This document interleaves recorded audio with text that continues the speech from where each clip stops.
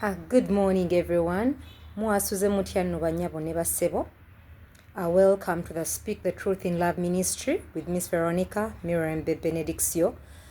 Just like I said, I'll be getting days where I do live videos because at times I also want the world to relate to the person who delivers this information. In this video, I think I would have conveyed such a message in May, which was the Mental Wellness Month, but I feel I'm led by the Spirit this morning to convey a message. I want to give a title, A Proud Butabika Case. Yes, just like I have a book I have written, it is already out, that is called the title is 38 Years and a Proud Butabika Case. So I am here to share this video. One, I'll use Luganda mainly. Luganda is the Ugandan language that most people here in Uganda understand, and the reason I'll do it mainly in Luganda is because this enlightenment I want to give about mental health and mental illness really alludes to the people in the Ugandan setting or in the African setting. Kati obujulizi bwange njagala nnyo buyita Proud Butabika Case, because oluusi what sharing ebintu bino Katonda atusumulula naffe okusumulula abalala. Ndi wano okugamba abantu ka video kano ka sharing n'omuntu agwenga through mental illness eyabeerako ebutabika ng'ensi emuyisaamu amaaso. The world has made you lose dignity because of what it knows about your mental health. Your mental health, you have been through a mental health disorder. No beranga, you have lost dignity in life. Why I'm telling people to share this video, I don't believe in likes or following. Naye watching kusaba, obemu gozamu amanyi, addamu essuubi, abadde nga obulamu bwamutama kubanga ensi byemwogerako yagendako ebutabika. I really want to give hope to someone out there who has battled mental illness through using my life story. Nga wogamba ozaamu abalala amaanyi nabo bayiga okwekkiririzaamu, bamanye nti okubeera ku ddagala ly'ebutabika it's not the end of the world. Bamanye nti woba ofuna empisa omwezi, it is not something ashaming. Kati kantandike ate nga when sharing a testimony I really want to enlighten the public. Njagala okuyigiriza abantu ekintu kye bayita mental illness, because it's more of mental health. Abantu abasinga tulowooza we tugamba mental health, it's only mental illness. But we do not know that mental health includes our emotional well-being. Abantu abasinga we twogera ku mental health tulowooza by'abalalu bokka. Bagenda butabika bamira ddagala naye nga tetumanyi nti fenna tusobola okufuuka abalalu, and it is the reason njagala okusharing obujulizi bwange okuyamba abantu mu nsi, okuyamba omuntu ali eyo yalwaza omuntu, ayina omulwadde, ayina gwajjanjaba, ayina muganda we, ayina maama we, ayina taata we, because we can all go through mental illness, and it is the reason I really feel I am led by the Spirit to bring this enlightenment. Kati ekisooka abantu tulina okumanya ffenna tusobola okulwala obwongo, because ebintu bino wakinvaayo byogerako oluusi abantu bastigmatizinga, abantu basosola abantu bayisaamu abantu amaaso ne baweebula ekitiibwa kubanga ebiseera ebisinga tetumanyi what mental illness is. Abantu abasinga tulowooza omuntu yenna, if anyone goes through mental illness, baba muloze, baba bamuwonga, abeerako, and it is why most people never come out to seek for help, kubanga abantu abasinga tulowooza mental illness buli omu babeera bamuloze. Kati nina okutangaaza kwe njagala okuwa abantu ebintu ebireetera abantu kye bayita okuvaako. Omuntu ayinza okubeera ne stress, kwaka tulaba ongoing stress aliwo okuva COVID yatandika.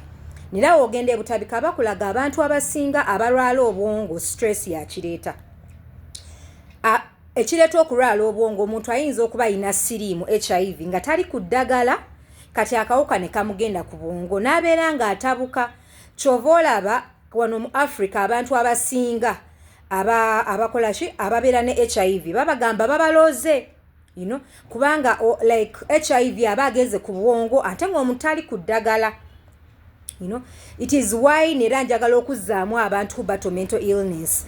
Ekintu ekyo kye bayita obulwadde bw'omutwe oba bipolar oba bulwadde bw'omutwe oluusi kintu kyekwekera mu bintu bya siriimu, you know, kubanga oluusi omuntu ku nnomo tamala gavaako naye ekireeta embeera eyo abeera ng'alinamu HIV n'agenda ku bwongo kyava abeera nga aba atabuka omutwe, you know. And the reason why I'm sharing these truths, I want to show the world we can all go through stress. You can have HIV unknowingly nga toli ku ddagala n'ebirala abantu okubeera ku njaga ebyo nabyo, those are other factors. Abantu abakulu okuwunga nabyo biri, you know, oluusi omuntu akozesa eddagala lya pressure erya sukaali ne limutabula obwongo. So why am I enlightening these things about mental illness? Tulina okumanya kyova olaba ennaku zino buli omu agenda e Butabika. Everyone who goes to Butabika hospital, they first have to do an HIV or syphilis test to rule out it is not the cause of what has made you break down mentally. Kubanga siriimu yasinga okuleetera abantu okuvaako. And it is the reason you will notice lately buli omu agenda e Butabika mu ddwaliro, they first have to do an HIV or a syphilis test to rule out si ekimuleetedde okuvaako.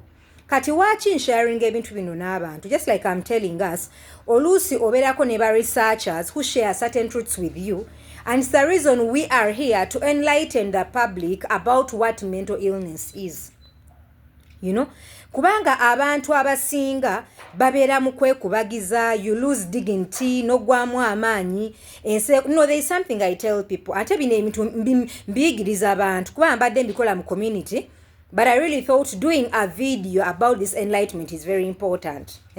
Omuntu waba asobola okulwala omutima n'abeera ku ddagala lya pressure. Omuntu waba asobola okulwala ensigo n'abeera ku ddagala lya sukaali. Omuntu white blood cell weba eriko obuzibu n'abeera ku ddagala lya HIV ku ARV. Waaki obwongo we bulwala tuliyita ddogo? Okyakyenkulaga ate nga n'obwongo kitundu kya mubiri, it is also a body part nakyo ekirwala. Naye waaki omuntu walwala obwongo tuliyita ddogo?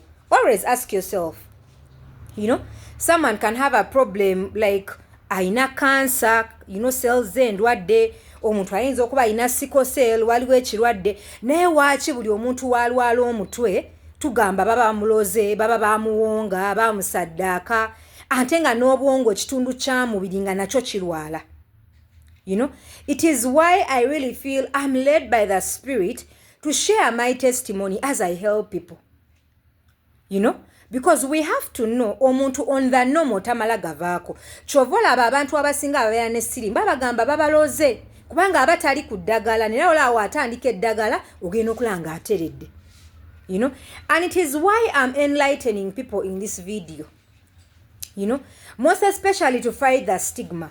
Lekeraawo okufuula omuntu emboozi nga naawe osobola okugenda mu stress. No, nga mbadde nnyonnyola ebintu ebireeta obulwadde bw'omutwe. Omuntu, you can lose someone can lose, bayinza okugamba emmotoka ekubidde wali omwana wo. N'otabuka ne weeyambula. Nina omwami gwe nalaba baamubikira maama we mu ddwaliro. Ne yeeyambulira mu ddwaliro ng'abaana be bali awo. You know? So there are things owulira abantu oba yafiira omwana teyadda ngulu. We have to know n'ebintu nga depression bireetera abantu okukyankala n'obwongo. Kati mulimu ebintu ebimu. Wowe omanyi nti ffenna tusobola, like we go through stress. Tufiirwa. Tofuulanga muntu mboozi n'owebula ekitiibwa kye mu bantu, n'omusongangamu engalo n'omumalamu amaanyi, kubanga oluusi omuntu atakoseza biyaga njaga oba mwenge naye nga nalwala omutwe siina siriimu, siraba waaki onfuukira obuzibu n'onfuula emboozi kubanga wandabako mu mbeera eyo. You know, no, I really feel I'm led by the Spirit to help sensitize the public about mental illness.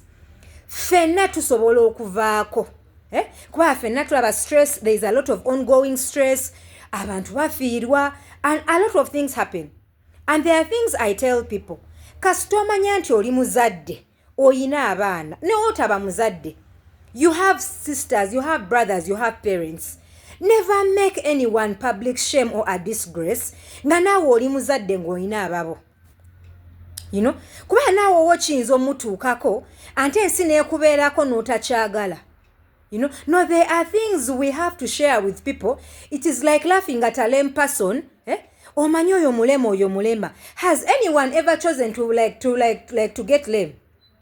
Gwe tusobola kufuna accident naawe n'olemala naye ng'ofuula omuntu emboozi. Oyo mulema. No, there is a place in Mukono. Even they call it Muchirema.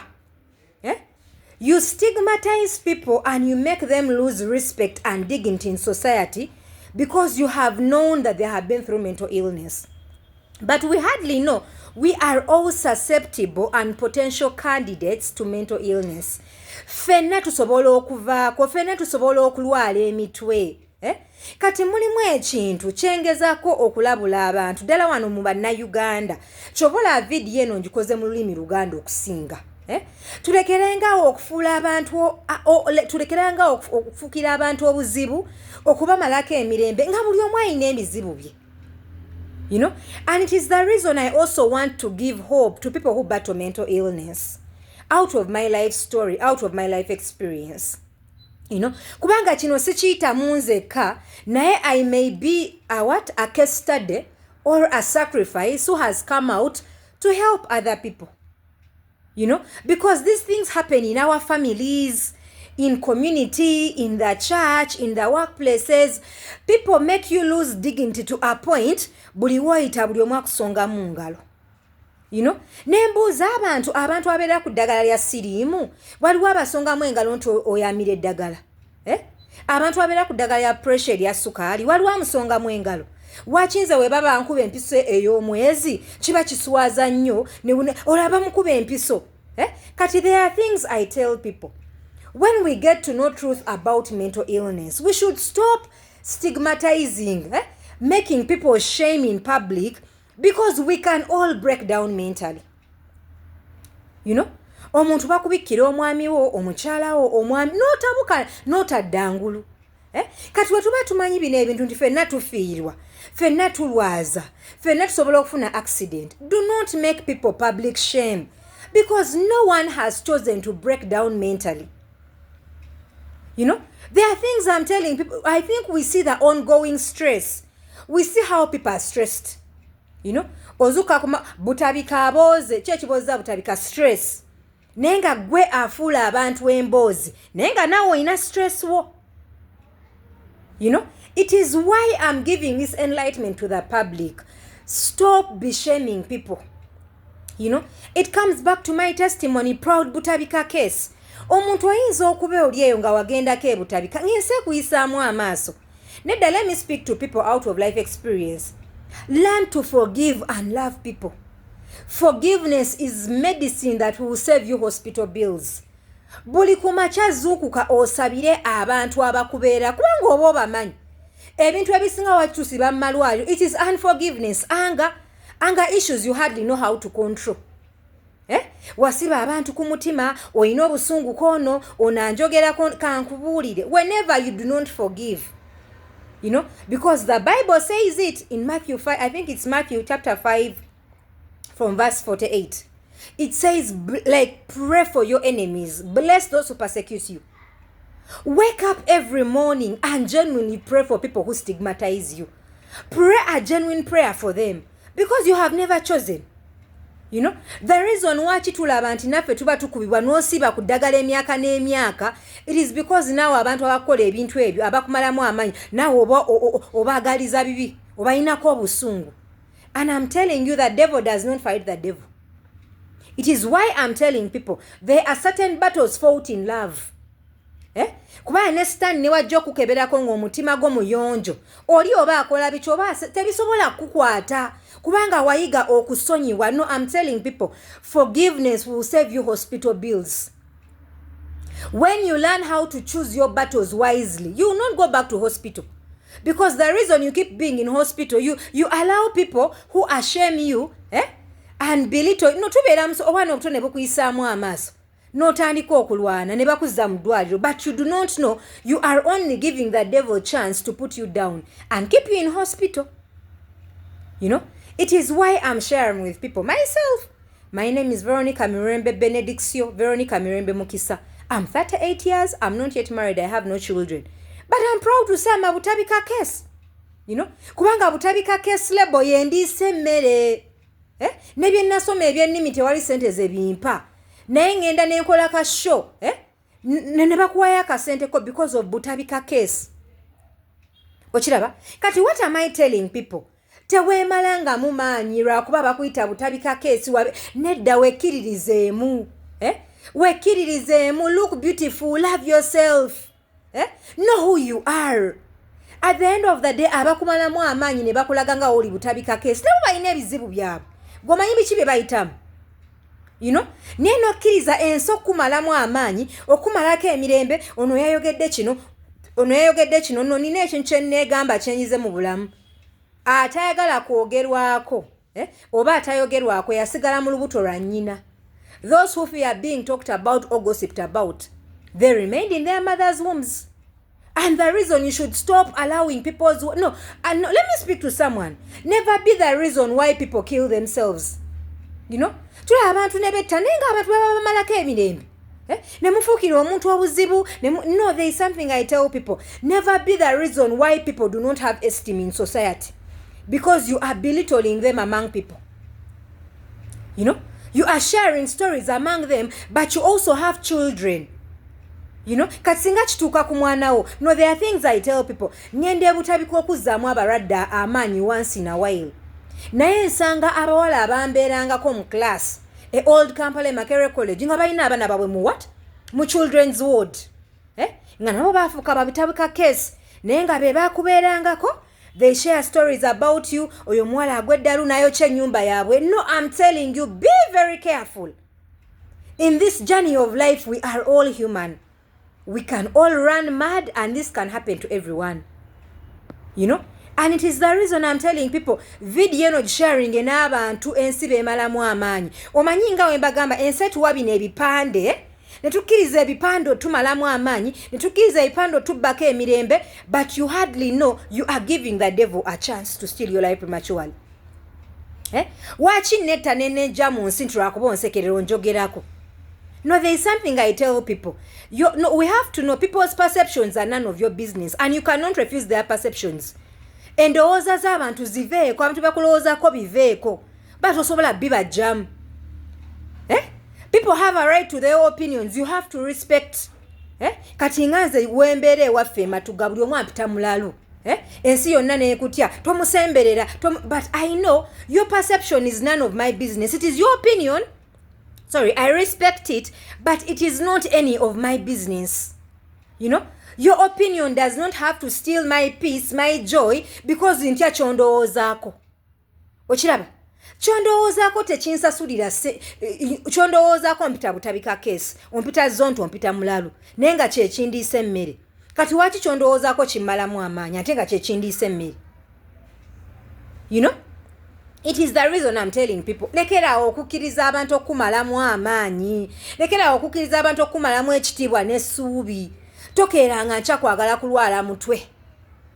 There is something I tell people, abantu abafuna siriimu. Siriimu bamulwanyisiza mu Uganda, stigma yalekeraawo.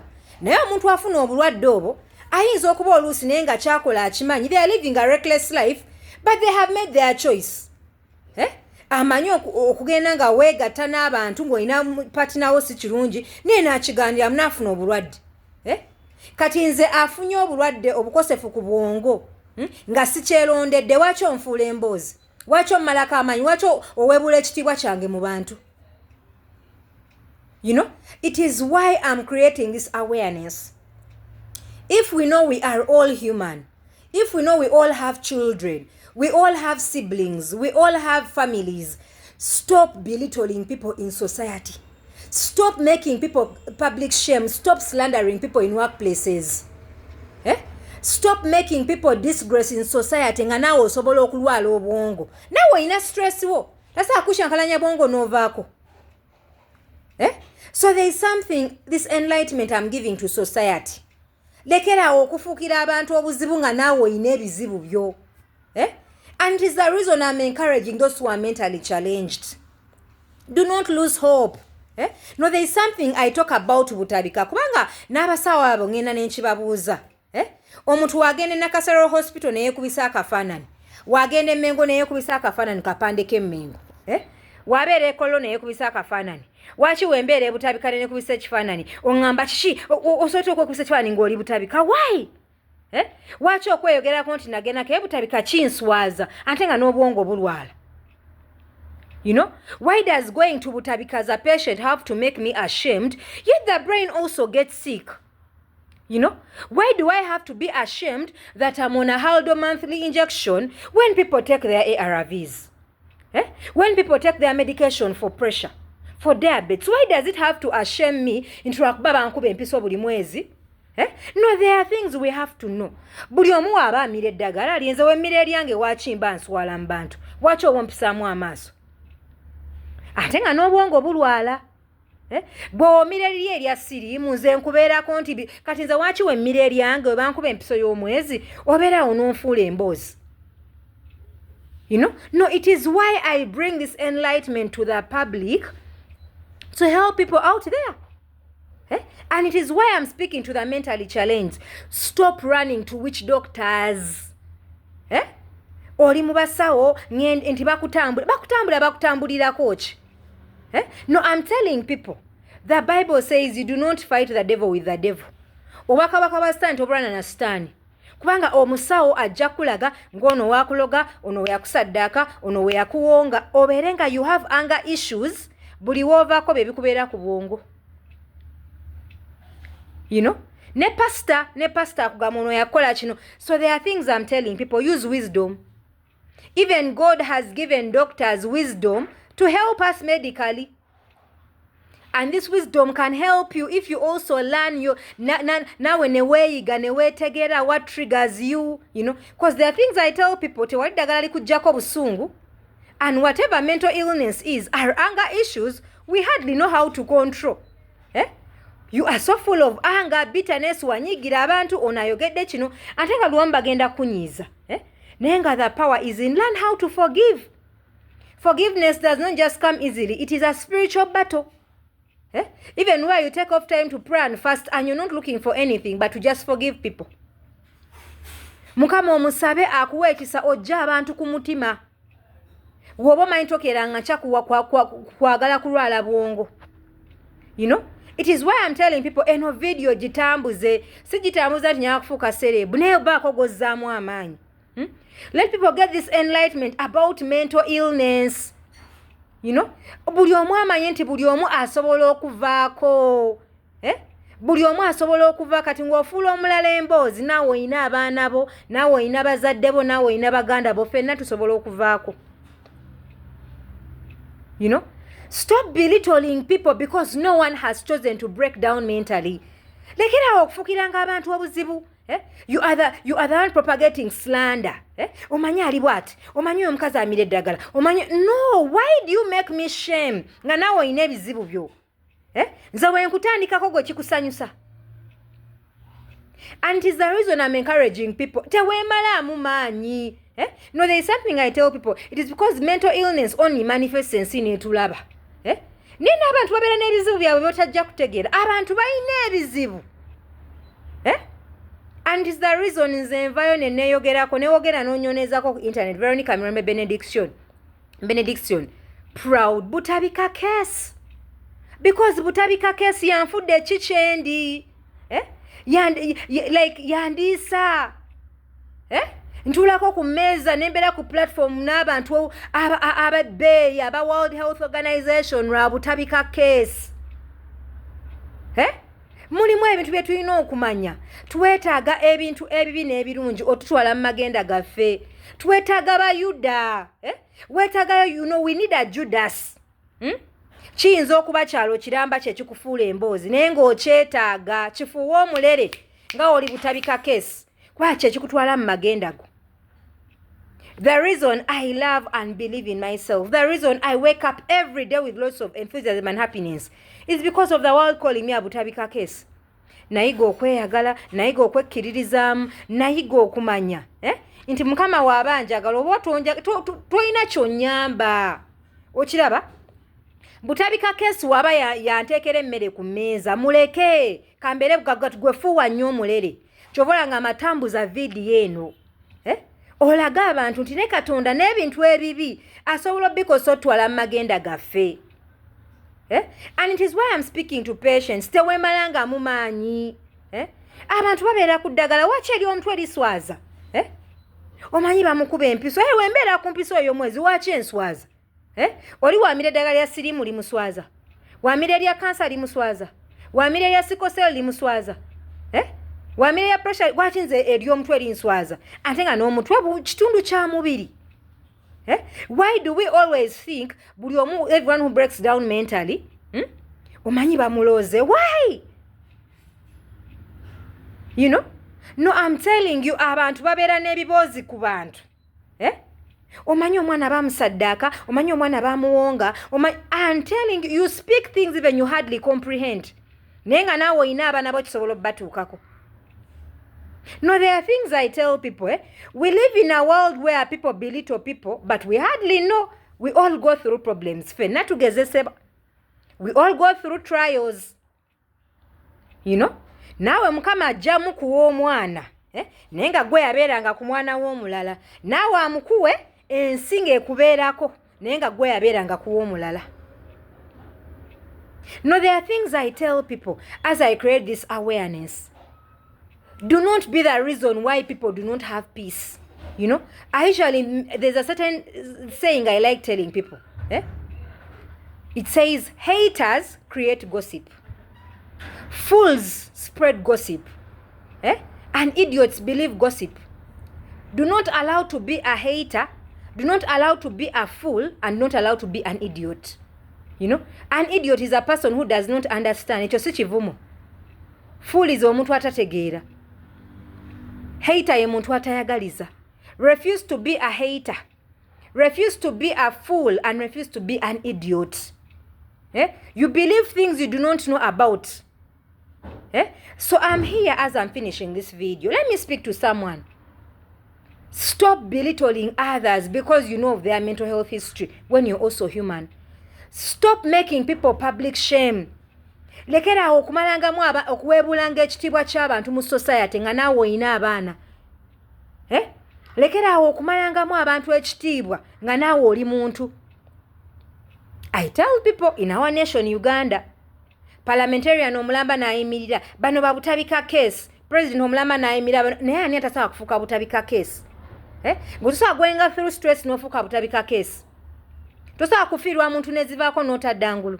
Kati waaki ofuukira abalala obuzibu n'obafuula emboozi nga naawe osobola okuvaako? You know? No, let me give hope to someone as I finish this video. There is something I tell people. Ensi yang nera weyogerako nti wagenda ke ani ali kuwasa ani sima ani ali kufumbirwa. There is something I tell people.